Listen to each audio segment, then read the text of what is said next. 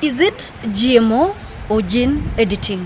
Where do we draw the line? Food is cultural, and the right to food is also a cultural unajiheshimu. When the whole conversation of GMOs was reintroduced recently, Kenyans expressed mixed reactions from those pro and those against. Lakini ukiangalia hizi mbegu zinaletwa za GMO ambao tunahimizwa wakulima waweze kupanda. Kitu ya kwanza, hizi mbegu ni ghali. Yule mkulima hana kitu mfukoni. Kipato chake ni kidogo. Sasa hiyo hela ya kwenda kununua hizi mbegu ataitoa wapi? Mimi upanda lakini sipandi sehemu kubwa vile kwa sababu siwezi jua itakuwa namna gani. Genome editing is a group of technologies that gives scientists the ability to change an organism's DNA. It is argued that GMO crops produce a huge yield through agroeconomy and even the adoption of best practices in crop management. Take for instance, in the past, farmers who relied on traditional farming methods like borrowing seeds during planting season. A majority of them from the eastern region are stuck on the same. 84% of the food is grown by smallholder farmers.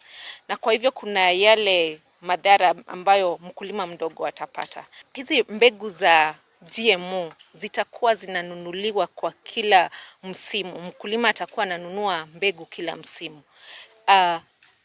But in agroecological practices, mkulima anaweza hifadhi mbegu zake na akona ujuzi ule wa kuchagua ni mbegu gani. Gabriel, a farmer of more than 40 years, says the GMO conversation will disrupt how farmers and communities relate. They have been borrowing indigenous seeds from their neighbors, but now they'll be forced to purchase even other farm inputs. Naomba hapa kwa jirani, anaambia ako na mbegu, ananipatia, naenda pande ile ingine, naomba kwa mwingine, aninisaidia. Sasa hizi mbegu za kisasa hakuna kuombana. Sababu mtu anakuambia amenunua kilo 2, shamba yake ni kilo 2.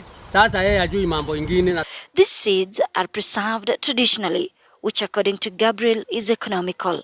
No chemical preservatives are added. In his entire lifetime, Gabriel says he has never applied a fertilizer on his crops. Compost manure has been his norm.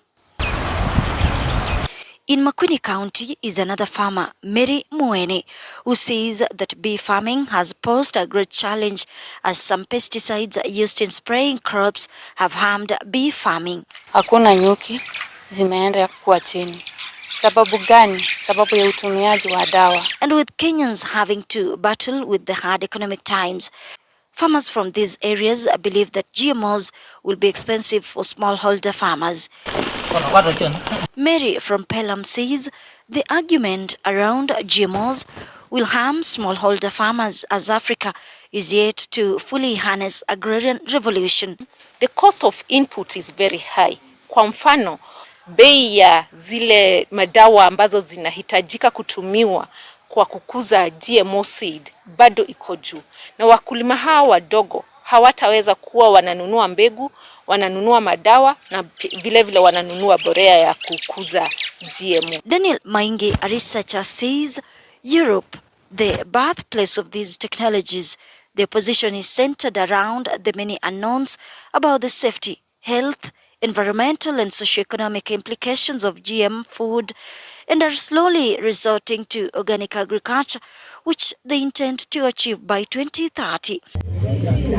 What remains to be seen is how Kenya will bring equity in terms of GM technology by involving every stakeholder for fair play and in the process reduce the genetic divide between countries that permit GM crops in their markets and those that don't.